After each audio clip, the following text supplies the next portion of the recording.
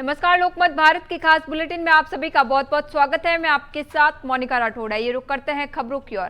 भाजपा और कांग्रेस के बीच सियासी तनाव उफान पर है। इसी बीच केंद्रीय गृह एवं सहकारिता मंत्री अमित शाह ने लोकसभा में विपक्ष के नेता और कांग्रेस सांसद राहुल गांधी को खुले मंच पर बहस करने की चुनौती दी है। अमित शाह ने रविवार को गुजरात के गांधीनगर स्थित महात्मा मंदिर में भारत की पहली सेंट्रल बैंक डिजिटल करेंसी आधारित सार्वजनिक वितरण प्रणाली का उद्घाटन किया। इसी दौरान उन्होंने लोकसभा में नेता विपक्ष राहुल गांधी पर जमकर प्रहार किया और यूएस ट्रेड डील पर देश की जनता को गुमराह करने का आरोप लगाया। गृह मंत्री अमित शाह ने राहुल गांधी पर देश को गुमराह करने का आरोप लगाया। उन्होंने कहा कि राहुल देश को यह कहकर गुमराह कर रहे हैं कि यूरोपीय यूनियन इंग्लैंड के साथ एफटीए और अमेरिका के साथ हुई ट्रेड डील में पीएम मोदी ने किसानों के हित को नुकसान पहुंचाया है। शाह ने कहा, मैं राहुल गांधी को चैलेंज देना चाहता हूं, कोई भी मंच तय कर लीजिए। भाजपा के युवा मोर्चा का अध्यक्ष आकर बहस कर लेगा कि किसानों का नुकसान किसने किया है। राजस्थान की तीसरी बड़ी पार्टी भारत आदिवासी पार्टी के नेताओं ने कांग्रेस की सदस्यता ली। आज पार्टी के कई नेताओं ने कांग्रेस का दामन थामा। पार्टी के लिए झटका इस मायने में है क्योंकि भारत आदिवासी पार्टी के संयोजक संरक्षण भी रह चुके प्रोफेसर मणिलाल गरासिया ने भी बीएपी का साथ छोड़ दिया है। प्रोफेसर गरासिया बांसवाड़ा की राजनीति में काफी सक्रिय रहने के साथ ही भील प्रदेश मुक्ति मोर्चा के भी संयोजक संरक्षक रह चुके हैं। साथ ही गढ़ी विधानसभा में चुनाव भी लड़ चुके हैं। उन्होंने अपनी जिला टीम के साथ कांग्रेस की सदस्यता ली और प्रोफेसर गरासिया वर्तमान में शिक्षक कांग्रेस के प्रदेश उपाध्यक्ष भी हैं। उन्होंने बताया कि आदिवासी क्षेत्र में भारत आदिवासी पार्टी की नफरत और जातिवादी राजनीति से त्रस्त होकर पार्टी छोड़ी है। बीएपी के पूर्व नेता का आरोप है कि पार्टी की दिशाहीनता और कुछ नेताओं के स्वार्थ के कारण क्षेत्र का विकास अवरुद्ध हुआ है। राजस्थान कांग्रेस ने आगामी पंचायत और निकाय चुनाव की तैयारी को लेकर तैयारियां शुरू कर दी हैं। मुख्यमंत्री अशोक गहलोत के आवास पर प्रभारी सुखजिंदर सिंह रंधावा और पीसीसी चीफ गोविंद सिंह डोटासरा के साथ लंबा मंथन हुआ। बैठक में संगठनात्मक ड्रिल से लेकर चुनावी रणनीति तक कई अहम मुद्दों पर विस्तार से चर्चा की गई। पंचायत और निकाय चुनाव में पार्टी किस आधार पर मैदान में उतरेगी, टिकट वितरण का फॉर्मूला क्या होगा और जिला अध्यक्षों की भूमिका किस तरह तय की जाएगी, इन बिंदुओं पर विशेष फोकस रहा। संगठन को बूथ स्तर तक सक्रिय करने और स्थानीय नेतृत्व को अधिक जिम्मेदारी देने पर भी सहमति बनी। बताया जा रहा है कि बैठक में वर्तमान विधानसभा सत्र को लेकर भी रणनीति तय की गई। विपक्षी दल के रूप में किन मुद्दों को प्रमुखता से उठाया जाए और सरकार को किस तरह घेरा जाए, इस पर भी चर्चा हुई। सीएम मोहन यादव ने महाशिवरात्रि के पावन अवसर पर प्रदेशवासियों को हार्दिक शुभकामनाएं दी। उन्होंने कहा कि ये पर्व भगवान शिव की आराधना और आध्यात्मिक ऊर्जा का प्रतीक है जो समाज में सकारात्मकता और एकता का संदेश देता है। मुख्यमंत्री ने बताया कि शिवरात्रि के साथ पूरे राज्य में विक्रम उत्सव का भी आयोजन किया जा रहा है, जिसके माध्यम से प्रदेश की सांस्कृतिक विरासत और गौरवशाली परंपराओं को प्रोत्साहित किया जा रहा है। मुख्यमंत्री ने आगामी भारत बनाम पाकिस्तान T20 विश्व कप मुकाबले को लेकर भी भारतीय खिलाड़ियों को शुभकामनाएं दी। उन्होंने कहा कि पूरे देशवासियों की ओर से टीम इंडिया को समर्थन और आशीर्वाद है। उन्हें विश्वास है कि भारतीय खिलाड़ी अपने उत्कृष्ट रन कौशल और दमदार प्रदर्शन के बल पर एक बार फिर T20 विश्व कप में देश को चैंपियन बनाएंगे और राष्ट्र का गौरव बढ़ाएंगे। उन पर्व पर मेरी अपनी ओर से बधाई और पूरे राज्य में विक्रमोत्सव का आयोजन भी शिवरात्रि के साथ किया गया है। प्रत्येक देवालय में हम अपने आने वाले गुड़ी पड़वा के वर्ष को विस्तारित रूप से मनाने के लिए संकल्पबद्ध हैं। आज के दिन बाबा महाकाल के आंगन से लगा करके एक सौभाग्य की बात है। बाबा महाकाल के महालोक के बाद हमारा धार्मिक पर्यटन का अद्भुत रिकॉर्ड बन रहा है। पूरे प्रदेश के अंदर, देश के अंदर किसी राज्य से भी सबसे ज्यादा धार्मिक पर्यटकों की संख्या हमारे यहाँ आई है। हम प्रबंधन भी कर रहे हैं और इसमें लगातार उत्तरोत्तर उन्नति की तरफ भी बढ़ रहे हैं। आज भारत पाकिस्तान का मैच भी है। मैं अपने भारत के सभी खिलाड़ियों को भारतवासियों की ओर से शुभकामना देता हूं, बधाई देता हूं और उम्मीद करता हूं हमारे खिलाड़ी रण कौशल के आधार पर अपनी प्रतिबद्धता से भारत को फिर एक बार विजय दिलाएंगे।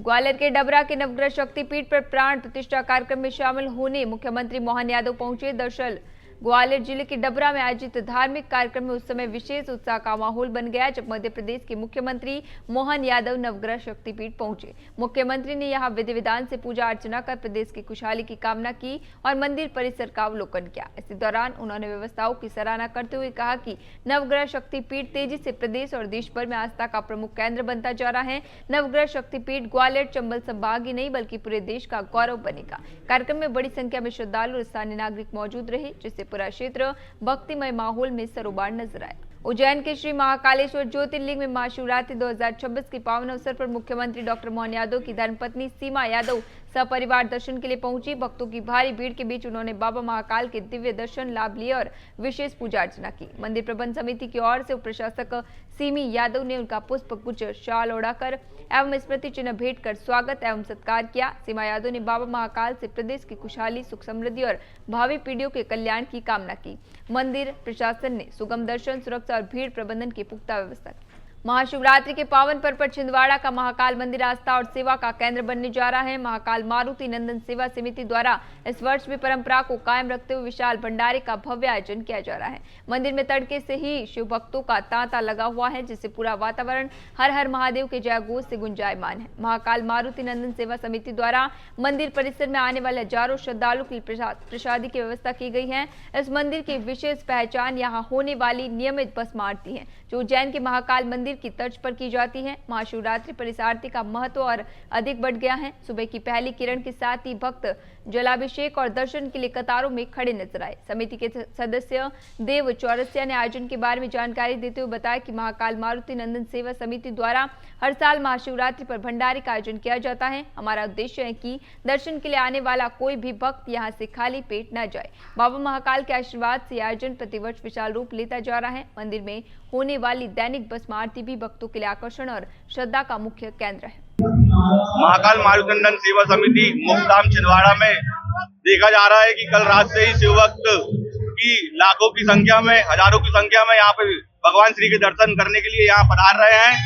यहाँ माना जाता है कि मध्य प्रदेश का यहाँ एकमात्र दूसरा मंदिर है जहाँ ताजे चिता की भस्म आरती इस मंदिर प्रांगण के गर्भगृह में की जाती है। सुबह से ही प्रातः काल 6 बजे से ही यहाँ पे विशाल फलाहारी भंडारे का आयोजन समिति हर वर्ष करती आ रही है, जो सुबह 6 बजे से निरंतर प्रभु इच्छा तक चलेगा। ठीक कुछ क्षणों के पश्चात इसी प्रांगण में बाबा महाकाल जी की भव्य बारात भूत प्रेत के साथ मोक्षधाम से निकल के आएगी। जय श्री महाकाल। महाकाल मारुति नंदन सेवा समिति द्वारा हर वर्ष की तरह इस वर्ष भी भक्तों के लिए फरारी भंडारे का आयोजन किया गया है, जिसमें साबूदाने की खिचड़ी, Harari save, Harari chips, Harari चाय एवं केला, फल, सेब, ये हम लोगों की व्यवस्था रहती है। महाकाल समिति की जो भक्त यहाँ बाबा महाकाल के दर्शन करने आते हैं वो प्रसाद ग्रहण करके ही जाते हैं। भगवान भोले बाबा जी की महाकाल मंदिर में बहुत पब्लिक आती है एवं यहाँ पे जगह जगह पे विशाल भंडारा होता है एवं यहाँ चप्पल, जूते एवं बहुत अच्छी वो रहती है व्यवस्थाएं बहुत अच्छी रहती है। एवं आप यहाँ से देखिए पार्किंग की यहाँ पे स्थल बना हुआ है। आप देखिए इधर पे पार्किंग स्थल बना, इधर पे पीछे देखिए आप जगह जगह पे भंडारा हो रहा है। जिले के ब्योहारी थाना क्षेत्र से ऑनलाइन ठगी का एक बेहद चौंकाने वाला मामला सामने आया है, जहां बेटी के इलाज के लिए डॉक्टर का नंबर गूगल पर सर्च करना एक परिवार को भारी पड़ गया। ठगों ने डॉक्टर बनकर बात की और इलाज के नाम पर एक ऐप डाउनलोड कराकर शिक्षक की पत्नी से 1,59,000 रुपए की ठगी कर ली। अब पीड़ित परिवार पैसे वापस दिलाने की मांग को लेकर पुलिस प्रशासन से गुहार लगा रहा है। वहीं इस मामले में एडिशनल एसपी ने बताया कि शिकायत प्राप्त हुई है। महिला द्वारा डॉक्टर का नंबर गूगल पर सर्च किया गया था, जो ठगों के पास कनेक्ट हो गया। फिलहाल मामले की साइबर सेल के माध्यम से जांच कर उचित कार्रवाई की जा रही है। छोटे वाले बालक यहाँ दिक्कत थी हड्डी में, यहाँ गांठ में, उसके लिए पिछले साल मतलब नागपुर डॉक्टर श्री मोहम्मद फैजान के यहाँ ऑपरेशन करवाया था और 1 साल बाद बुलाए थे। वो उनका नंबर मैं मिसेज को बोल के जाना था, 9 तारीख को जाना था, लेके मिसेज को बोल के मैं चला गया स्कूल। तो फाइल देख के नंबर ढूंढ के बात कर लेना, नंबर लगवा लेना वहाँ। तो फाइल ढूंढ के देखे, उनको नंबर नहीं मिला। जल्दी हो सके जैसा भी हो, तो ऑनलाइन सर्च की गूगल से, वहाँ नंबर जब सर्च की तो वहाँ नंबर दूसरी जगह चला गया। वो बोला, सामने वाला ये बोला कि आपको मिल जाएगा अपॉइंटमेंट, आप ये एक ऐप डाउनलोड कर लो। बस जब से वो ऐप डाउनलोड हुआ, मोबाइल हैक होने लगा। मेरे को बताएं दूसरे दिन, मैं सोचा हो सकता है मोबाइल गड़बड़ हुआ, पुराना हो गया है। मैं ले गया मोबाइल दुकान में, दिखवा दिया, फिर लाया, ठीक हो। 9 तारीख की बात है, 10 को। कितना ठगी हुई जी? कितने की ठगी हुई? 1,59,000, 50,000 एक बार, 50,000 एक बार और 60,000 लास्ट। एक फरियादी के द्वारा अभी एक आवेदन लिख के दिया गया है। उनके द्वारा ये बताया गया है कि उनके बेटे का हड्डियों की बीमारी का इलाज चलता है, जिसके संबंध में उन्होंने नागपुर में एक अस्पताल के संबंध में जानकारी प्राप्त की थी और उनकी पत्नी को उन्होंने कहा था कि एक बार इसके नंबर प्राप्त कर ले। नंबर के लिए जैसे उनके द्वारा गूगल पे सर्च किया गया, गूगल पे उनके द्वारा जो नंबर प्राप्त हुआ, इस पर उनसे संपर्क किया गया, परंतु जैसे ही उस नंबर पर इनके द्वारा संपर्क किया, उनके खाते से कुछ पैसे कट गए, लगभग करीबन 1,40,000 रुपये इनके खातों से कट गए हैं, जिस पर से साइबर फ्रॉड की शिकायत उनके द्वारा की गई है। साइबर सेल द्वारा इस पर आवश्यक वैधानिक कार्रवाई की जा रही है। बीकानेर में महाशिवरात्रि के पावन अवसर पर बीकानेर में एक अनूठा दृश्य देखने को मिला। पहली नजर में केले का पहाड़ जैसा दिखाई देने वाला ये स्वरूप दरअसल 1500 किलो ताजे हरे केलों से तैयार किया गया विशाल शिवलिंग है। इस अद्भुत शिवलिंग की ऊंचाई 11.25 फीट और चौड़ाई 9.25 फीट बताई जा रही है। ये विशेष शिवलिंग बीकानेर के उपनगर गंगाशहर स्थित जोधपुर हाईवे पर तैयार किया गया है। जानकारी के अनुसार शिवलिंग को बनाने में कुल 4 दिन का समय लगा और लगभग 5 लोगों की टीम ने इसे तैयार किया। सभी केले विशेष रूप से गुजरात से मंगवाए गए हैं ताकि ताजगी बनी रहे। मौके पर बड़ी संख्या में श्रद्धालु इस अनोखी कलाकृति को देखने पहुंचे और महादेव के दर्शन कर आस्था प्रकट की। इस अवसर पर बीकानेर संवाददाता के सिंह ने मौके पर पहुंचकर जायजा लिया और वहां मौजूद लोगों से बातचीत की। लोगों ने इसे भक्ति और रचनात्मकता का अद्भुत संगम बताया। अभी हम मौजूद हैं बीकानेर जोधपुर यानी नोखा रोड पे कह सकते हैं, नेशनल हाईवे है ये, जोधपुर होके निकलता है, वहाँ पर मौजूद है और यहीं पर बना हुआ है विशाल शिवलिंग। जी हाँ, अपने आप में दर्शनीय और बहुत ही सुंदर कह सकते हैं। ये जो शिवलिंग है महाशिवरात्रि का अवसर है और देखिए बाकायदा ये जो आप देख रहे हैं ये फलों से बना हुआ है। ये फल है केले का, जो है केला फल है, लगभग 1500 किलो ये केले हैं और बराबर ये आप देख सकते हैं कि लगभग 11.25 फीट इसकी हाइट है शिवलिंग की और 9.25 फीट कह सकते हैं कि चौड़ाई लिए हुए हैं। बात करते हैं, पुजारी जी बताएं क्या कैसे बनाया इसको? इसको हमारी 11 व्यक्तियों की टीम लगी है और 5-7 दिन लगे हैं और मातृशक्ति ने पूर्ण सहयोग दिया है। और यह एक शिवलिंग जो है कच्चे केले से बनाया गया है और भगवान शंकर को फल चढ़ाने का बड़ा महत्व है। फलेन फलितम सर्वम त्रैलोक्यस्य चराचरम तस्मात् फल प्रदानेन पूर्णा संतु मनोरथ है। भगवान शंकर को फल चढ़ाने से हमारे मनोरथ रूपी फल की भगवान पूर्ति करते हैं, हमारे को आशीर्वाद देते हैं। हमारी टीम के द्वारा 5-4 दिन में लगा के मनाए हैं और बहुत पंडित जी ने हमें जैसा आदेश दिया वैसा हमने चालू रखा इसको। तुम भी पूजा करने आई भी हो? नहीं, हम पूजा करने की, हम तो महादेव के भक्त हैं। बनाया। यस। कैसा लगा?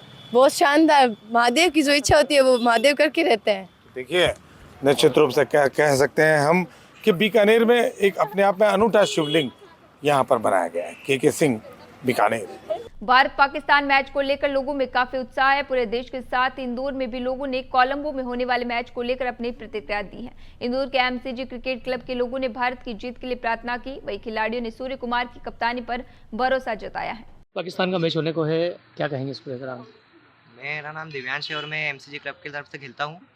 मैं इंडिया पाकिस्तान के मैच को लेकर यही बोलना चाहूँगा कि इससे पिछली बार 2024 में भारत जीती थी, इस बार भी उसी अंदाज में जीते और पहले बैटिंग करते करते 300 पार होना चाहिए इस बार।